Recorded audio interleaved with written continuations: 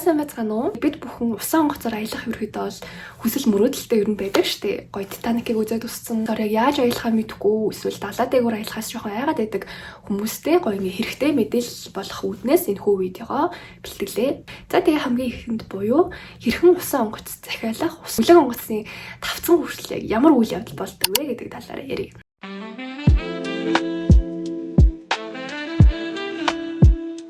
Ихэнх нь болохоор аяллаа захиална. Аяллыг бол би монгол хэл дээрх сайтнаас захиалсан байгаа. Тэр та бүхэн маань хамгийн эхлээд ямар хөлөг онгоцоор айл улс руу хэдэн хоног явах вэ гэдгээд хамгийн түрүүнд тооцоолох хэрэглээр хөлөг онгоц болгон болохоор дотроо өөр эдэг. Тэр таймонд үзүүлбэртээ орчин үеийнхийг сонгомоор энэ гоё юм уламжлал, англи гоё юм Европын орнуудын юм гоё дээр үеийн юм элегант мэдрэмжийг төрүүлсэн хөлөг онгоцыг захиалмаар өнөө гэдэг эхлээд бол сонгох хэрэгтэй. За үүний дараа болохоор мэдээж өрөөгөө захиална.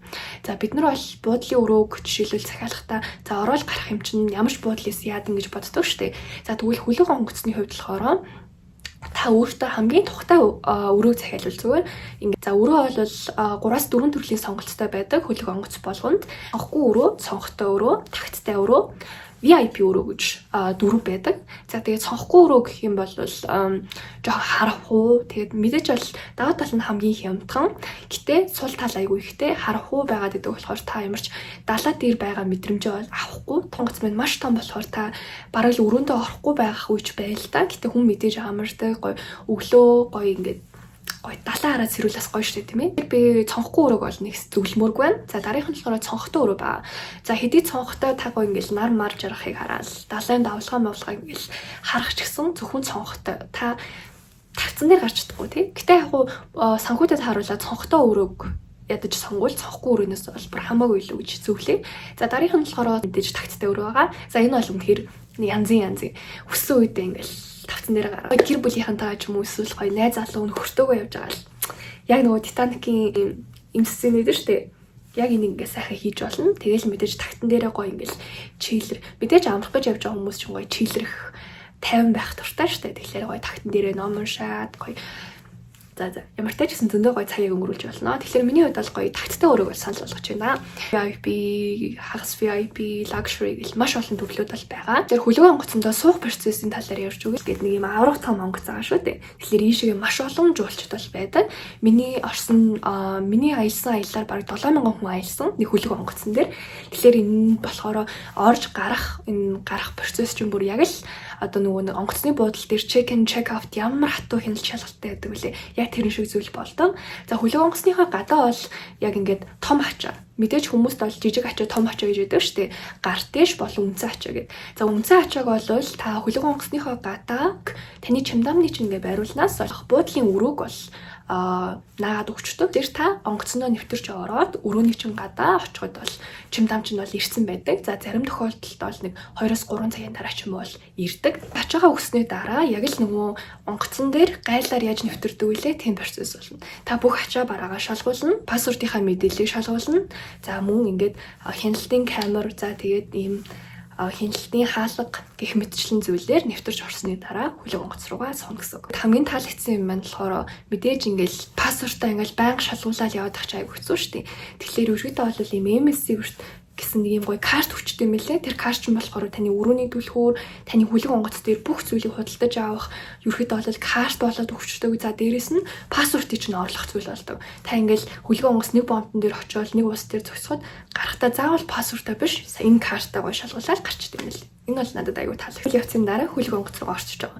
Хамгийн сонир нь болохоор шууд нэг давхраараа биш шүү 5 давхраараа яваад орчдөг юм лээ.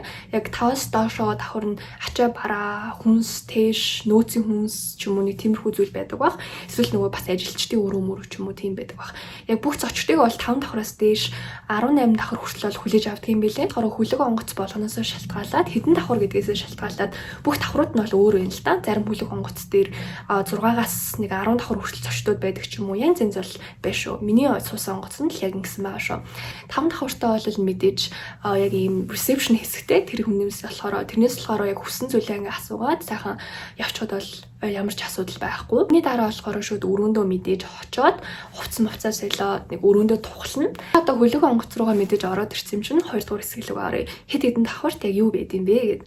За 5 давхарт бол ерөөхдөө мэдээллийн төв байдаг. За үүнээс гадна орой олгон гоё ингээд амьд хөгжмийн төгөлдөр хуур тоглонгой гоё ингээд ингээ хүмүүс гоё дуулдаг юм хэсэг байд юм бэлээ. 5 давхраас эхлээд за дээшээ хэдэн давхар чи хүртэл мэдэхгүй юм маш их юм Сваровски шатнууд байд юм бэлээ. За үүн дээр чинь л нөгөө юм алдарт амар гоё юм инфлюенсер ихчнэр мэгчнэр гоё ихчнэр чинь зураг дараалдаг хэсэг байд юм бэлээ. Тэгэлээ ихтэй айгуу гоё адтай Сваровскигоор хийсэн зүйлтэл гэж мэдхээс болохоос ш бүр ингээ Сваровскигоор хийсэн юм шатан дээр гიშгээд заяа ингээ орой алган тэргүүрч ингэж явж мах шин бүр нэлээд тансаг. Хөлөг онгоцыг бол би өврөө бараг юм явдаг юм тансаг хороол гэж бол хэлнэ. Маш тансаг заяа. Та нэгэнд суучих юм бол за та нэгэнд л ерөөхдөө суучих юм бол бараг ингэ ертөнцөөс тасарч байгаа юм шиг. Ерөөсөө л юм явдаг улс, явдаг хороол юм шиг. За 6 давхарт бол бүр маш олон зүйлээ. 6 давхараас эхлээд 18 давхар бол хүртэл бол ерөөхдөө хоолны газрууд байдаг. За бараг л давхар болгондоо хоолны газартай. За миний санджаар 18 билүү 19 давхартай ингэ тэр чигээрээ тэр давхар юм хоолны газар заяа. Тэ ингээд өглөө 6-аас орой 11 хүртэл хоол мөнгөө буфе тоолтой. За тэгэл Аз, Европ, Африк энэ нэтгийг за төрөл бүрийн хоолтой гэсэн. Тэгэл та ерөөсө хүснээ аваад хүснээрээ идэнэ гэсэн. Хинч таныг хориглохгүй, ямар ч цагийн хязгааргүй, ямар ч хоолны хязгааргүй. Яг аяллахаа үед за хаана ямар хоол идвүлээ, хоолндоо гэр бүлээрээ нэг ингээл хоол идчихээр 300 400 500 мянган төгрөг гарчдаг гэл. Нийл хоол бол маш их зардалчтэй. За хөлөг онгоцны сууж байгаа хамгийн том давуу тал бол ерөөсөө хоол юм билээ. За тэгэл хоолоо бол хүснээр идэх юм маш гоё сонголттой. За үүний дараа болохоор зөвхөн хоолноос гадна хөлөг онгоцонд та үргэлжлүүлээ сонсоол гараа бүр маш олон зүйл байдаг. Миний ажилласан бас нэг гоё юм болохоор юм Starship гэдэг клуб гэдэг юм билээ.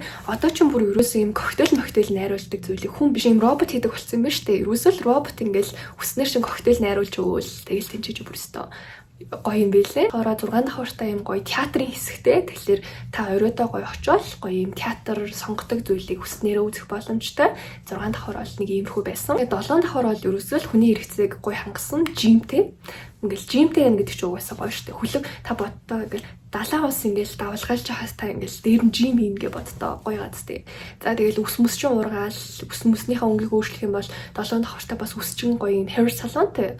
За тэгэл мэдээж гоё амарчаа өмчөн гоё ингээл барианд ороо гэх юм бол гоё бас юм спа wellness центрүүдтэй юм бэлээ. За ер нь бол 7 давхар бол нэг тийм юм гоё хүний хэрэгцээг гоё ингэж хангасан эсвүүдтэй юм бэлээ. 6 давхарт бол бүр үнэхээр гоё мэдээж эмэгтэйчүүд бүсгүүчүүд чинь шопинг их дуртай штэ. Хөлөг онгоцон дээр дэлгүүрүүд байна гэж боддоо. Бүр ингээд нэг гудамж дүүрийн дэлгүүр заяа. Тэнцээ чинь бүр ерөөсөн ингээл. Та нар нэрээ миний үнэртэй усны бичлэг олон цүнхний бичлэг үзсэн болвол би нэг үнэртэй ус цүнхийг ингээд хямдрлаар хөлөг онгоцон дээрээс авцсан гэдээсэн шүү дээ. Яг тийм заяа ингээл тэр Dior Beauty тэр чинь хөлөг онгоцон дээр taxгүй тэгээ tax free-гээс бүр илүү юм доошоо хямдхан үнэтэй байд юм билээ. Тэгээд бас гоё юм брэндүүдийн гоё хямдрал бол байд юм билээ. Тэгэл бүсгүүчүүд маань бол өстой шопинг хийх бүр айгүй гоё хэсэгтэй юм. 15 давхраас эхлээд бол ерөөхдөө бол задгаа пүүлтэй далаа дээр дахиад дээрэс нь пүүлд орш ингээ бодтоо айгуу гоё гааз. Тэгэл 15 давхар, 16 давхар, 18 давхар гэх мэтчлэн пүүлүүд бол маш их байдаг. Тэгэл сайхан оройн цагаар бүр айгуу гоё юм билээ штэ. Айгуу романтик заяа.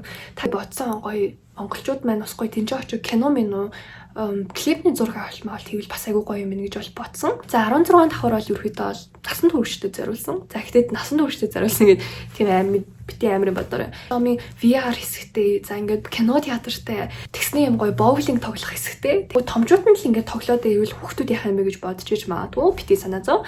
18 давхар бол бас тэр чигээр гоё хүүхдүүдэд зориулсан хэсэг байгаа. Маш том юм. Энэ нь болохоор бүр ерөөсө хүүхдийг бага нас, дунд нас, за өсвөр нас гэх мэтчлэн насныхын зооноор нь ингээд ангилсан гоё тоглоомын төвүүдтэй идэм байлаа. Нэг тийм хүүхэн том хүн ч биш нэг хүүхэд ч биш хүмүүс байгаад идэв штэ. За яг нэг тийм 15 тай ч юм уу те нэг 14, 15, 13 тай ч юм хүүхдүүд чинь яг том хүнтэй ч орохгүй, хүүхдтэй ч орохгүй байдаг штэ. За яг тэр хүүхдүүдэд зориулсан бас гоё тоглоомын хэсгүүдтэй. За бүхэл бүтэн саксны яг ингээд талбайтай, зориултын саксны талбайтай. За үүнд бол өстой орон орны хүүхдүүдтэй найзалж хол боломж юм билээ. Усан парктай. За тэгээ усан онгоцон дээр усан парк байна гэж боддоо. За унчин янз бүрийн болчихно гэж бүр ерөөсөө санаа зовох зүйл байхгүй. Хөлөг онгоцноос яг 19 давхрартаа ингээд бүр нэлээд өндөр хантай хүн яагаад ч одоо ингээд авирч мацаад унах бүр ямар ч боломжгүйгээр зохион байгуулалттай. Тэгээд гоё усан парк байд юм билээ.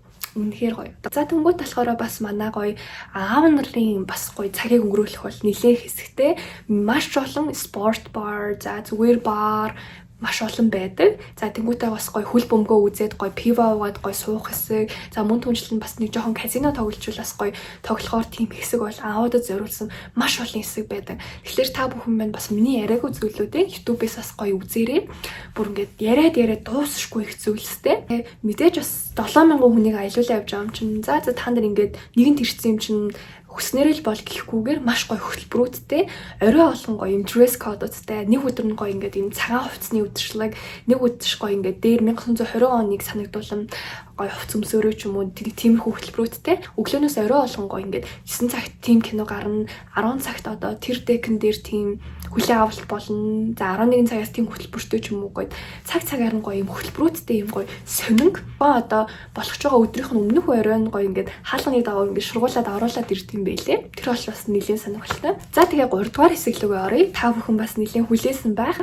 Би яг ямар аяллаар хаашаага хинтээ явчих уу гэвэл бас сонирхолтой байж магадгүй. Өөрийнхөө аяллаа хэсэг рүү оръё.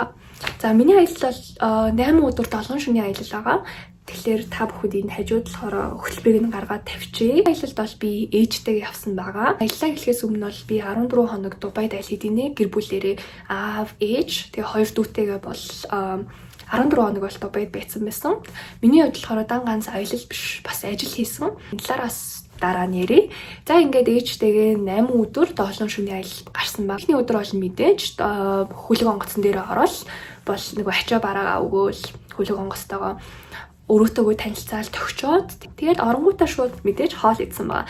Яа нар жаргах үеэр далай ингээ хараад хоол идэх гэдэг чинь бүр ямар тасаг байсан бэ? Үнэхээр гоёсэн заяа. За тэнгуү та нэлийн амар үнэтэй юм шүү. Энд чинь баян хүмүүсийн тал аялал юм шүү гэж бодож иж магадгүй. Гэтэ үгүй ээ. Энэ бол ерөөсөө л хүн өөрөө мөнгөө одоо усан онгоцны аяллаа хуримтлалтаа өөрөө мөнгөө хуримтлуулаад тэгээд тэр хуримтлуулсан мөнгөөрөө нэг хүний үнэгүй авч явдаг юм гоё аялал байгаа. Тэгээд эхний өдөр бол ингээд Дубайдаа гоё өнгөрч өгсөн байгаа. Хөлөг онгоцон дээрээ Дубайд мэдээж Монголоос бол маш олон хүмүүс явсан. Бараг 30-аас 40 байна уу 50 байна уу тийм олон хүмүүс явсны бол хоёр нь ээж бит хоёр бол болж таарсан. Би тэд чинь нөгөө шинэ жилээр нэг удаа өмссөн ч юм уу эсвэл нэг тийм баяр ёслолоор хөрмөнд гоё найзынхаа хөрмөнд зориулаад гоё юм авцсан ч юм уу тийм нэг өмсөөл орхисон тийм хувцснууд гэдэг штэ. За энд бүх тэр ганган чам бүх хувцс чи хөлөг онгоцон дээр өмсөх юм билээ шүү. Бүр тэнцээ бүр ямар ч экстра гэж харагддаггүй заяа. Бүгд маш ган. Өглөөний өрөөсөө ингээл бүгд ийм сул хувцастай заяа ингээл бие тамирын ингээл спорт. Тэгэл орой олонгот бүр бүгд амар юм гялцал болчихсон юм билээ. Бүр ингээл маш олон шигтгээтэй гялцал айгүй ганган болчихсон юм билээ. Тэгэхээр та хэд нэрээ бас гоё усан онгоцоор аялах чавал гоё хувцсан тавьж аваарай. Аялал маань болохоор 1 сарын 13-наас эхлээд 1 сарын 27-нд дуусчихсан ийм 8 өдөр 7 шөнийн аялал байсан. 14-нд болохоор шууд Катар гээд улс руу очсон. Катарын Дохо хотод буусан байгаа. Тэр нь бол жоохон давчуу цагийн хуваартай юм байлээ. Катарын хувьд болохоор ерөөхдөө бол бит хоёр ээжтэй яваад нэг юм гоё хуучин хотын хэсэг нь байт юм байлээ. Катар дээр үедээ яг ямар байсан, соёл нь ямар байсан гэдгийг илтгэсэн юм гоё тосгон байсан. Тийшээ очиж үзээд тэгээд бит хоёр ерөөхдөө шопинг хийгээл ерөөхдөө бол Катарыг бол тэгэд өнгөрүүлсэн байгаа. Тэгээ би бас та бүхэн гоё Катараар аялсан зургуудаа ингээд эднэр дээр тавьчих. Хот нь бол айгүй гоё цэмцгэр хот илээ. Тэгээ кантинуудаараас ингээ гоё мөнгөтэй зүйл юм гоё хийцэн ийм хэсгүүд бол байсан. Бол Катараар аялсан өдөр маань ер нь бол тэгээд болсон. За дараа нь болохоор маргааш нь 15-нд буюу 3 дахь өдөр нь Бахрайн гээд улсад очсон байгаа. Тэгээ Бахрайнд яг буусан өдөр болохоор би жоохон халуураад байсан аахгүй юу. Нэг буусан өдрөөс хойш би нэг жоохон халуунтай байгаадсэн. Тэгээ энэ нь болохоор би өөрөө Дубайд 14 хоног байхдаа жоохон ажил хийсэн. За энэс болоод би ингээ халуураад байна уу гэж тухайн үедээ бодсон. Гэтэ бол мэдээж одоо бодоод ахад бол жоохон бас далай ханиад ч юм уу байсан байж магадгүй. Гэтэ би ингээ хамгийн сонь Бахрайн улсад буугаал нэг имээсээ ороод жоохон нэг им аваад ууцсан чинь тэгээд амар сонь зүгээр болсон шүү дээ. Тэгэл өрөө нь баг юусоо халуураагүй. Тэгэхээр би бодсон Монголд ингээл 3-4 хоног им уугаад юус идэрдгүй штэ. Тэнгүүд Монголын им жоохон муу байна уу гэж бол гэтээ бодсон. Нийсэн орсны дараа Бахрайны айгүй гоё юм гоё моск орсон. Моск гэдэг нь болохоор сүмийг хэлдэг. Муслимын шашинд болохоор сүмийг бол temple leader гэж хэлдэггүй, моск гэж яддаг юм байлаа. Тэгээд энэ гоё моск руу бол ороод гоё толгойгоо халахлаад тухайн одоо сүмийнхэн гадаа байсан хувцсыг нь бол өмсөд орсон байна. Сүмийнх нь одоо хүмүүс нь номлолоо тайлбарлаж өгсөн ч гэсэн бит хоёр цаг бага байсан учраас ерөөдөө дундаас нь гараад ирсэн. болсон. За үүний дараа болохоор Бахрейныхаа гоё хотын төв болсон гоё хэсгүүдийг бол очиж үзсэн. Оройдоо нэг 5 цаг гээд хөлөг онгоцсон дээр буцаж ирсэн аахгүй. Гэсэн чинь Бахрейн тухайн үед нөгөө нэг 1 сарын үед исэн болохоор өвлөсөн болооч тэр айгүй урд нь 5 гэхэд харах болсон байсан. Тэгээ ингээд та бүхэн зургийг хартаа хөлөг онгоц мөнгөтэй гаднаас аим гоё харагдаж байгаа. Тэгээд хөлөг онгоц руугаа буцаад очсон чинь гоё юм усан онгоц дээр маань юм white party болж исэн. Болго юм цагаан хувцас өмссөн заяа бүр ингээ маш гоё болсон байсан. Тэгэл ээжтэй чинь надад бүр юм цагаан хувцас байдгүй. Тэгээд тэгэхээр би ээжийн гоё цагаан монгол дээлийг өмсвөл гоё монгол хүмүүстэй гоё нэг оройн цаг барьсан байгаа. Тэгээд ерөөдөө бол тэр өдөр маань бол тэгээд дууссан. За 16-нд болохоор Бахрейнаас Абу Даби орох зам өдөр байсан. Тэгээд ерөөдөө бол бүтэн өдөржингөө далай дээр хөлөг онгоц маань байсан болохоор ямар нэгэн улсад бол цогсоогүй гэсэн үг. Ер нь бол бүтэн өдөржингөө усан онгоцтой судлах хэрэгтэй байсан ч гэсэн миний хувьд нөгөө ажил яваад байгаа гэдгсэн шүү дээ. Тийм болохоор би нөгөө 17-нд Абу Дабид хүмүүсийг аялуулах гэсэн аахгүй юу. Би өөрөө юм хувийн аялал жуулчлалын компанитай. Тэгээ манай аялал байгууллага болохоор ер нь юм хагас VIP үйл ажиллагааны явуулдаг. Тийм болохоор би монгол хүмүүстэй зориулаад ерөөхдөө бол яг тухайн хүнийх нь юу үзмээр байгаа, ямар онцлогтой зүйл үзмээр байгаа, ямар хөө чиглэлээр аялах туртай дээр нь харгалзаж үзээд ер нь бол юм хагас VIP аяллыг бол гаргаж өгдөг. Тэгээ энийхээ бол нөгөө нэг юм зохион байгуулаад хэдэн цагаас яах вэ гэдгийг одоо зохион байгуулсаар хагаад ерөөхдөө 16-нд тэр чигээрээ юу хийцэн. Яг үндэ хөлөг онгоцоо судлах юм бол ажлаа зохицуулсаар байгаа л таарсан. Ягаад гэвэл маргааш нь 30 хүнийг авч аялах байсан аахгүй юу? Гайд хийх байсан. За тэгээ 17 буюу Абу Дабид буулаа. Абу Даби гэдэг нь болохоор Арабын нэгдсэн Эмират улсын бас нийслэл хот аа шүү дээ. Хүмүүс Дубайг илүү мэддэг. Абу Даби маань нийслэл хот нь байгаа. Тэгээд 17-нд сайхан 30 хүмүүсээ сайхан бүгдийг авч аялуулад маш олон зүйлийг бол мэдээж үзүүлсэн. Тэгээ хүмүүс маань бас гоё сэтгэл ханамжтай байсан гэдэг гоё илэрхийлсэн. Тэгээд хэрвээ тэр хүмүүс маань бас бичлэгийг минь үзэж байгаа бол та бүхэндээ баярлалаа. За 18-нд бол нөгөө нэг маш олон одоо хүмүүсээ аялуулж ажил төрлөө хийцэн юм чинь бас нэг сайхан жарганаад. 18-ны өдөр буюу 6 дахь өдөр нь усан онгоц маань нэг арал дээр бусан. Өглөөнөөс орой хүртэл яг бомтон дээр усан онгоц зогсоод хүмүүс бол тэр чигээр арал дээр ингээ бусан байгаа. Sirbaniyas Island лөө тийм нэртэй арал байсан. Тэгэл тэнцээ бүр үнэхээр гоё заяа гэл. Би тэгээ хайгаад заахгүй угаасаа юм хүн байсан юм уу гэдгсэн чинь тэр хөлөг онгоц яагаад өгсөн чинь тэр арал дээр хинч үлдээгүй заяа. Тэнгүүд бүгд манай хөлөг онгоцны хүмүүс тэр арал дээр буугаад яагаад өгсөн гэж байгаа өгсөн гэсэн үг байхгүй. Тэгэл арал дээр мэдээж ямар гоё идэг үлээ чийлрээл гоё далайн ирэг дээр биеэ шараал ус руу нэг гүвж ороод зураг мургаад аруулаад ер нь бол маш гоё байсан. Гоё ээжтэйгээс маш гоё цагийг өнгөрүүлсэн байгаа. Бас гоё хосоор очуулаас зүгээр юм байлээ гэж бас хэлье. Бол 19 буюу яг 7 дахь өдрөө яг хөлөгтөөгөө яг үндэ бүтэн танилцсан. Тэгэл би яг 7 дахь өдрөө хөлөг онгоцт казино байсан юм биш шүү дээ. Хөлөг онгоц кино театр байсан юм биш гэдэг бүгднгийн ер нь бол олж мэдсэн. Тэгээ би бол дараагийн удаа бол ингэж бодоод байгаа. Ер нь бол нэг 2 жилдээ нэг хөлөг онгоцоор аялчих гэсэн зорилго өөртөө тавьсан. Тийм болохоор дараагийн удаа бүр ингээд бүтэн яг төлөвлөгөө хийнэ. Ингээд ажил давхар хийх бишээ бүтэн амарчий гэж бол бодоод байгаа.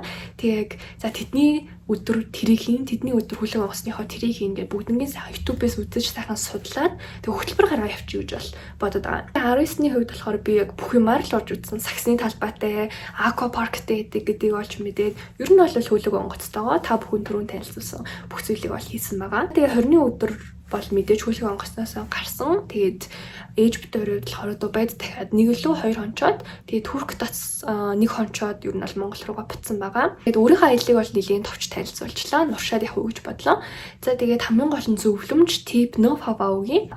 Өрөөгөө маш сайн зөв сонгоорой. Миний хувьд болохоор ээжтэй хувьд болохоор цонхгүй өрөөнд орсон. Тэгээ дараагийн удаа бол заавал цонхтой юм эсвэл тагттай өрөөнд орё гэж бодсон. Тэгэхээр бит хоёрын хийсэн алдаагаас бити хийгээрэй. Чи аялж байгаа юм чинь та бас гоё ингээд өөрөөсөө харамлахгүйгээр гоё ингээд гоё өрөөнд ороорой. Хүн өрөөндөө бол баг цагийг өнгөрөөдгөө. Ялангуяа эмэгтэйчүүд маань нүрээ будна, за усанд орно. За тэгэл хүн хідэн цагийг унтаж өнгөрөөдөг үлээ тийм ээ. Тийм болохоор гоё тухтай хэсэгт орсон зүгээр. Монгол аялах бол нэг улс биш 3-4 улсыг ерөөхдөө бол нэг дор үзчихдэг айгүй даваа талтай. Тэгээд хүн нэг улсаас нөгөө улс руу аялахад чинь заавал хил гайл дээр очиод чимдаамаа өгөөл буцаж аваад буудлаасаа гараад дахиж буудал болоод маш олон процесс байдаг. За усан онгоц дээр аялах бол ерөөсөө л нэг ачаагаа сайхан буулалаа. Тэгэл маргааш нь ингээл жижигхэн цүнхээ үрэл сайхан аялчаал буцаал усан онгоц дээр ирээл хоолоо идэл унтах ийм гоё хүний бол ингээд аяллыг бол маш хөнгөжүүлж өгдөг даваа талтай юм байлаа. За тэгээд дараагийн харсан зүйл гэх юм бол хөгшин настай гоё ээж ээж аавыгаа бас дагуулад явбал их гоё юм бэлээ. Хүмүүс бас нэр гоё хурмаа гэж болт юм бэлээ. Та маань ч гэсэн гоё судалж агаад хурмыг бол хийвэл маш гоё хямдхан төсөөр бол хийгддэг юм бэлээ. Тэгвэл буудал хоолунд бүгдийг ингэ шидсэн хөлөг онгоцны аялал бол өөрөө маш юм тансаг тухтай аялал байдаг. Тийм болохоор та бүхэн маань бас гоё аялаад үзээрэй. Өөрөө өөрийнхөө гоё бизнесийг дэмжиж гэж бодлоо. Би ийм Zolishka International гэдэг ийм орчуулга аялал жуулчлалын компанитай. Тэгээд тань ямарваа нэгэн хэлний нотариат дээр очих, визний материал бүрдүүлэх зэрэг орчуулга шаардлагатай бол та Facebook-ийг маань энэ хуудас руу чат хийж орчуулгын үйлчилгээ авах боломжтой шүү. Онлайнаар материалыг авлаад онлайнаар материалаа хүлээгээд авах боломжтой. За мөн түнчлэн Дубайд бол гоё хагас VIP аялал зохион байгуулж өгдөг. Энд нь гоё аялаарай. Аялал бол амьдралын хүний мэдрэх хамгийн гоё аз жаргал шүү гэж хэлмээрээ. Тэгээ бай.